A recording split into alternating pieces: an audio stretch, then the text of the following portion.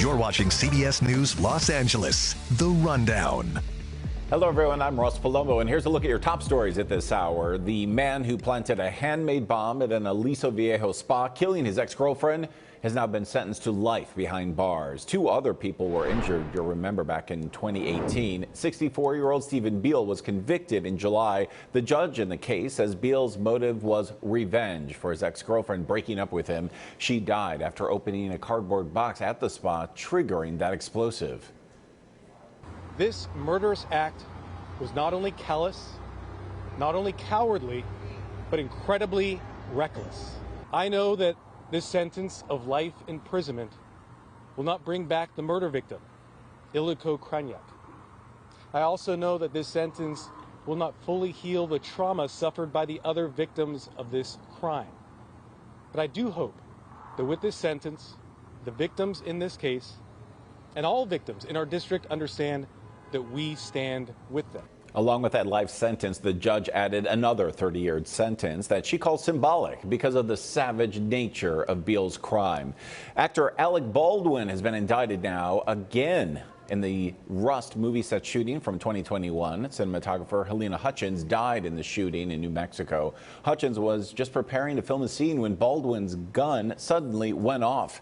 He was initially charged in the case in 2023, but the charges were dropped 3 months later. Baldwin now faces involuntary manslaughter charges. He maintains he did not pull that trigger. Attorney Gloria Allred, that is, who's representing Hutchins' family, says, quote, "Our clients have always sought the truth about what happened on the day that Halyna Hutchins was tragically shot and killed on October 21st, 2021. We are looking forward to the criminal trial, which will determine if he should be convicted for the untimely death of Halyna." Turning now to your weather, the clouds are moving in as we brace for a wet weekend. That's what's ahead. KCAL News meteorologist Marina Jurica has all the details on our next weather forecast. Marina, hey, at least it's nice right now. That's very true. But Ross, you see those high-level cirrus clouds, and that is very indicative of what is moving in. You always get those high-level clouds that roll in ahead of the storm, and we are seeing a lot of those out there. So currently right now in Santa Monica at 65 degrees, and we are seeing winds pretty light out there at about 5 to 10 miles per hour. Those will kick up this weekend, and the clouds will continue to increase, as we can see here really nicely on our next weather visible satellite radar. We've got clouds that are just rolling in right ahead of that area of low pressure, which is the first of 2 systems that are going to roll in as we head into this approaching weekend. So throw the umbrella in the back seat. You're going to need it as we head into the next couple of days. 69 for this afternoon in Fullerton, Chino, as well as Riverside, 71 San Bernardino, so it's not that cold out there. 66 in Simi Valley. We've got 70 degrees in Burbank and 62 at LAX. So here's the setup. We're going to be cloudy and cool through the weekend. It's going to be pretty dismal and gray. We're not going to see any sunshine with periods of rain. So not a washout all day Saturday and Sunday. The most likely chance for a washout will come overnight Sunday into Monday, where the rain will be persistent and much stronger with that second storm. Showers will start as early as Saturday morning, but they could enter into Ventura County overnight tonight. And then we'll be looking at on and off rain through Saturday and Sunday, and we'll get some dry breaks, but it will still remain cloudy. Could get a lot of that drizzle, especially in the foothills and the higher elevations. And then a steadier rain Sunday overnight into our Monday, with a chance for thunderstorms at about 20% as we kick off our work week next week. So area of low pressure still well off the coast of Northern California. Of course, this is eroding at that jet stream, so it'll just keep chiseling and chiseling until it gets closer and closer to us. And then we'll start to see that rain in Ventura County overnight tonight, and then starting in LA County, moving down into Orange County and the Inland Empire gradually tomorrow. So here's our rain chances as we head into the next 6 days.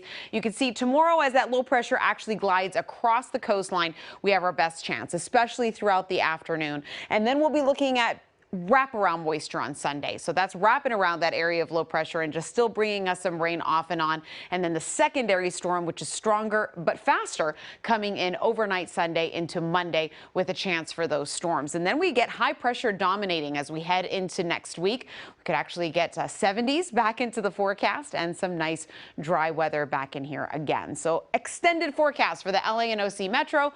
We can see that the low 60s will be ruling, probably some upper 40s to about about 50. The good news is that all those air quality issues we had this week are going to be blown away with this system. So we'll start out nice, fresh, and clean by the time the storm passes into next Tuesday. Back to you, Ross. Marina, I'm looking at that 50% on Sunday as 50% chance of sunshine, right? No, but you know what? Dry weather is good enough. It's good enough. We'll take the dry weather, no rain, 50%. Thanks so much, Marina Jurica, for that. Well, the sun is shining on your money in the markets. The S&P 500 hitting a record high just minutes ago for the first time in 2 years, all thanks to major tech gains. The Dow also hitting a record, gaining 395, the S&P adding almost 59, and the NASDAQ up 255.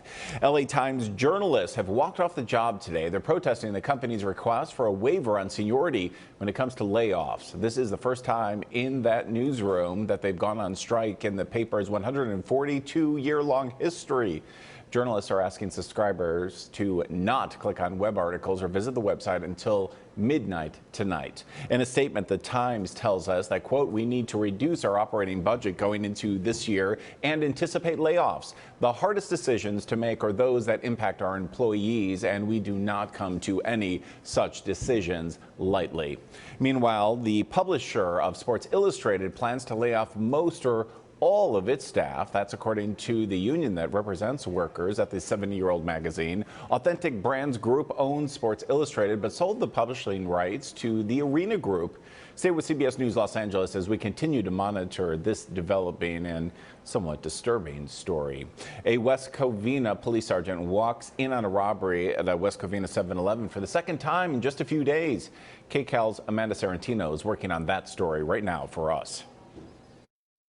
I'm Amanda Starantino in West Covina, and we are at the West Covina Police Department just about to talk to a sergeant that was involved in an armed robbery at a 7-Eleven store just a few days ago. And what's really crazy about it, it was all caught on security video where you can see the suspect coming in. He asks for cigarettes. The clerk tries to give him a bag of cigarettes, and then you see him demanding cash from the register. So just when the clerk was about to give the suspect the bag of cash, the sergeant walks through the door and actually pretty much saves the day. He reacted quickly, and because of his quick actions and his quick thinking and obviously the skills he has from being on the department, he was able to have that suspect arrested, and that clerk is okay and actually is working today. So we're going to have that story coming up, and you're going to hear from the officer as well and his firsthand account of what happened.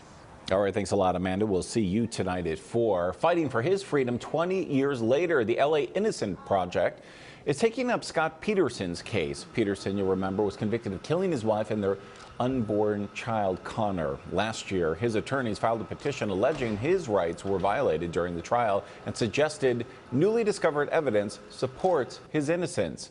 Ahead at 3, what the Innocence OC has to say about this new development, as well as insight from a local defense attorney who spoke with our own Jasmine Veal. Well, this has been CBS News Los Angeles, The Rundown. Thanks for joining us. We'll be back live at 3 o'clock here on CBS News LA.